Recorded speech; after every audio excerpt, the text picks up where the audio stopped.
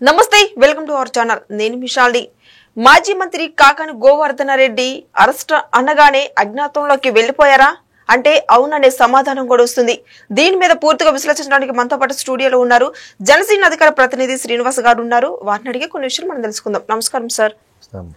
Sir, YCP మాజీ మంత్రి Kakani Govardhana Reddy arrest అనగానే ఎక్కడికి వెళ్ళిపోయారో పరారీలో ఉన్నాడు. సో వాళ్ళ ఇంటికి వెళ్తే ఇంటికి తాళం వేస్తుందని పోలీసులు నోటీసులు అయితే అంటించి వచ్చారు. సో దీని మీద మీ స్పందన ఏంటి సార్? యాక్చువల్గా కాకాని గోవర్ధన్ రెడ్డి గారి మీద 2021 నుంచి కూడా వారి పార్టీకి సంబంధించిన నాయకుల ద్వారానే కేసులు వచ్చినాయి. ఎలాగంటే అప్పట్లో కాకాడిగా ఆయన నియోజకవర్గానికి సంబంధించి ఆ సర్వేపల్లి పరిసర ప్రాంతాల్లో క్వాడ్స్ అది తవ్వకాలకు సంబంధించి అనేక ఆరోపణలు వస్తే ఆరోపణలు వచ్చినప్పుడు అంటే వాళ్ళు తీసుకున్నటువంటి లీజ్ కొంత తీసుకుంటారు, వాళ్ళు తవ్వేసేది మొత్తం తవ్వేసుకుంటూ వెళ్ళిపోతూ ఉంటారు, దానికి సంబంధం ఉండదు అనేటువంటిది. అక్కడ ఉన్నటువంటి రిజర్వాయర్ మొత్తం తవ్వేసుకుంటూ వెళ్ళిపోతుంటే అది చాలామంది కంప్లైంట్ పెట్టారు. కంప్లైంట్ పెడితే నిజం వాస్తవమే, అక్కడ పరిమితుల మించి తవ్వేస్తున్నారు, చాలా ప్రమాదక పరిస్థితుల్లో రిజర్వాయర్ కూడా ఏర్పడింది అని చెప్పేసి చెప్పడం జరిగింది. అప్పట్లో కొంతమందిని అరెస్ట్ చేశారు. అరెస్ట్ చేసి కొంతమంది కేసులు పెడితే దాంట్లో మాగుంటి శ్రీనివాసరెడ్డి గారిది ఆయన పేరు కూడా దాంట్లో ఉంది. ఆయన ఆశ్చర్యపడి ఆయన వైసీపీ పార్టీయే, ఆయనకి నాకు సంబంధం లేదు అసలు, దీంట్లో నా పేరు రావడం ఏంటి అని చెప్పి ఆయన కేసు పెట్టాడు. అదో కేసు. అంటే తర్వాత అక్కడ ఏమవుతుందంటే ఈ గనుల తవ్వకాల్లోని ఉంటారు కదా, బాంబింగ్ చేస్తారు, అటువంటి పేలుడు పదార్థాలు ఉపయోగించారని చెప్పేసి అని ఒక కేసు. అంటే రకరకాలైన కేసు. అది కాకుండా అక్కడ చేసినటువంటి భూదందాలు, ఆయన భార్య పేరు మీద కూడా కొన్ని కేసులు ఉన్నాయి.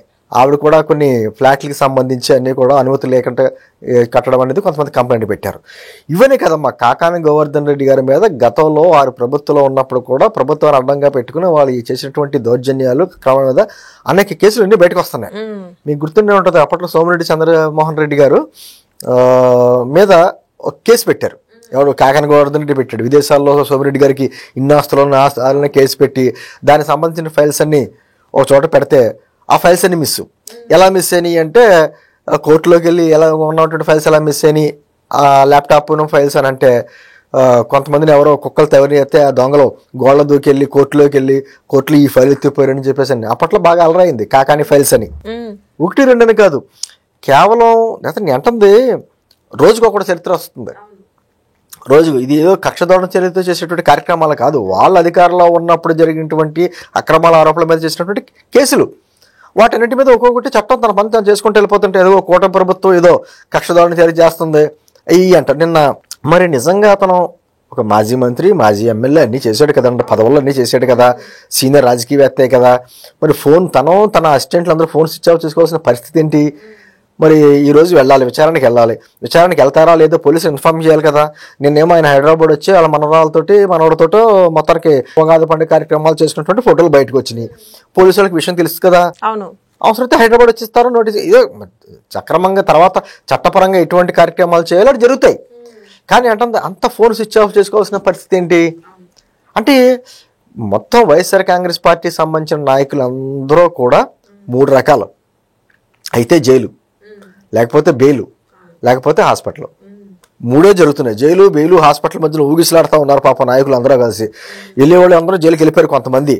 కొంతమంది అడ్వాన్స్గా బెయిల్ తెచ్చుకుని వాళ్ళు బయట భయంగా తిరుగుతున్నారు. కొంతమంది తట్టుకోలేక కొంతమందికి గుండెపోట్లు వస్తున్నాయి, మన లోకేష్ గారు చెప్పినట్టు, కొంతమంది కంగారుగా రకరకాలుగా వస్తున్నాయి.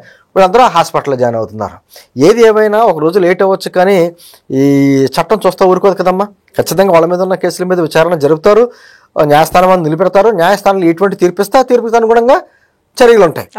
ఏంటంది గత ప్రభుత్వం చేసినట్టుగా కూటమి ప్రభుత్వం ఏమి అర్ధరాత్రి అపరాత్రి అరెస్టులు చేయట్లేదు, తెల్లారుజామున గోళ్ళ దూకి అరెస్టులు చేయట్లేదు, అనారోగ్యంగా ఉన్న వాళ్ళని తీసుకెళ్లి అరెస్ట్ చేయట్లేదు. గతంలో ఉన్నటువంటి గత 5 సంవత్సరాలు చేసిన అక్రమాల మీద నోటీసులు ఇస్తున్నారు, పోలీసులు నోటీసు ఇస్తున్నారు. ఇప్పుడు ఇదే జరుగుతుంది, నోటీసులు ఇస్తున్నారు, వాళ్ళ ముందు కోర్టుకి హాజరుపరుస్తున్నారు, కోర్టు ఏ విధంగా తీర్పు తెస్తే దాని ప్రకారం నిర్ణయాలు తీసుకుంటున్నారు. దీని మీద కూడా అదిగో రెడ్ బుక్ రాజ్యాంగం నడుస్తుంది. కక్షదోరణ చర్య అంటే నిజంగా కక్షదోరణ చర్య కానీ కూటమి ప్రభుత్వం చేసి ఉంటే వీళ్ళందరూ ఇప్పుడు ఇంకా తిరగలరా? మా మీద ఉన్న అపవాదం అదే, ఈ కూటమి ప్రభుత్వం సరైన చర్యలు తీసుకుంటలేదు, వాళ్ళు ఇంకా స్వేచ్ఛగా బయట తిరుగుతున్నారనే ప్రజలు అంటున్నారు మమ్మల్ని.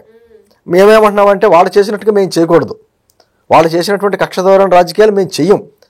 మా మీద కొంచెం అపనందలు వచ్చినా లేకపోతే మేము అలసత్వంగా ఉన్నారని చెప్పేసి ఎటువంటి అనుకున్నా కూడా ఖచ్చితంగా మేము చట్టపరంగానే చర్యలు తీసుకుంటాం అని మేము పదే చెప్తున్నాం.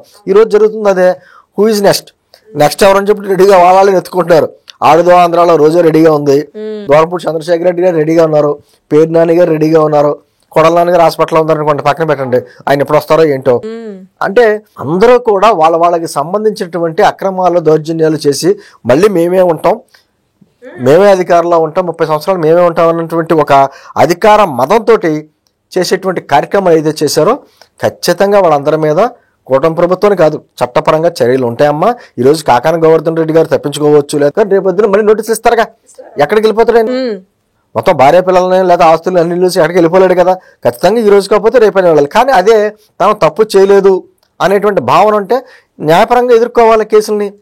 అది కోర్టులకి వెళ్తారు, చక్కగా న్యాయస్థానాలు ఉన్నాయి కదా, న్యాయస్థానాలు అడ్డదిడ్డంగా ఏం చెప్పవు కదా, నీ దగ్గర అన్ని ప్రూఫ్లు ఉండి నేనేం తప్పు చేయలేదు అని చెప్పి నిరూపించుకోండి, తప్పులేదు. అది మానేసి దాక్కుంటే మాత్రం ఖచ్చితంగా లాక్కొస్తారు. ఇదే జరుగుతుంది. ఏమంటుందంటే శాలిని, వీళ్ళందరూ కూడా ఏమైతే మదం ఎక్కిపోయి వ్యవహరించారో ఆయన కూడా ప్రెస్ మీట్లు పెట్టి రకరకాల మాటలు కూటమి ప్రభుత్వం మీద రకరకాలుగా మాట్లాడుకుంటూ ప్రెస్ మీట్లు పెట్టేవాడు. మరి ఈ రోజున ఎందుకు స్విచ్ ఆఫ్ చేసుకోవాల్సిన పరిస్థితి ఏర్పడింది?